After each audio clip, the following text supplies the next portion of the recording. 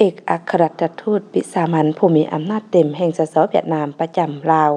พบปะกับรองประธานคณะกรรมการปกครองแขวงพงศาลีในตอนบ่ายของวันที่13ธันวาคม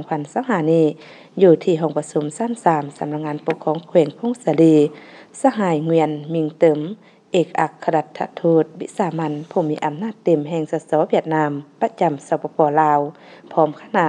ได้เข้าพบปะกับสหายอู่คำตุลาพันธ์กรรมการประจำพรรคแขวงรองประธานคณะกรรมการปกครองแขวงพงศาลีพร้อมคณะในการพบปะสองฝ่ายครั้งนี้สหายเงวียนมิงเติม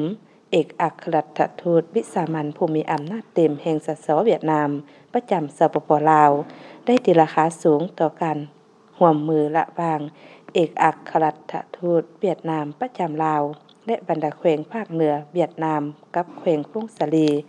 จากนั้นสหายอู่คำตุลาพันธ์กรรมการประจำพรรคแขวง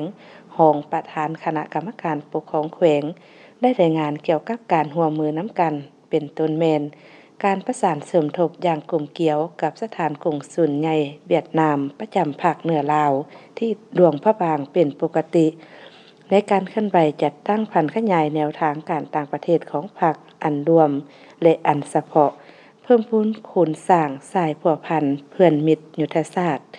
ตามเนื้อในจิตใจของบทบันทึกความเข้าใจสองฝ่าย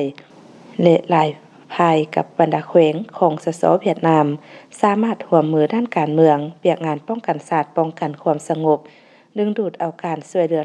การเสื่อมโยงด้านการค้าการลงทุนการท่องเที่ยวศึกษาสาธารณสุขการสร้างขีดความสามารถและการพัฒนาทรัพยากรมนุษย์ช่วยเหลือด้านเทคนิคบทเรียนประสบการณ์ต่างๆเป็นจำนวนหนึ่งโอกาสนี้สหายเงวียนมิงเติมเอกอัครราชทูตวิสามัญผู้มีอำนาจเต็มแห่งสสเวียดนามประจำสปป.ลาวพร้อมคณะยังได้ไปเยี่ยมยามโครงการก่อสร้างโรงเรียนทหารท้องถิ่นแขวงพงศาลี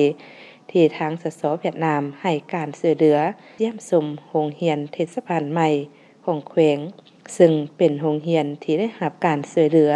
ในการก่อสร้างจากสสเวียดนามโอกาสนี้ทางแขวงพงศาลียังได้จัดพิธีบาสีให้แก่สหายเงวียนมิงเติมเอกอัครราชทูตวิสามัญผู้มีอำนาจเต็มแห่งสสเวียดนามประจำสปป.ลาวพร้อมคณะตื่มอีกโลเบกเราทำอย่างไรมาสิทธิ์ที่มีมือเยอะเรา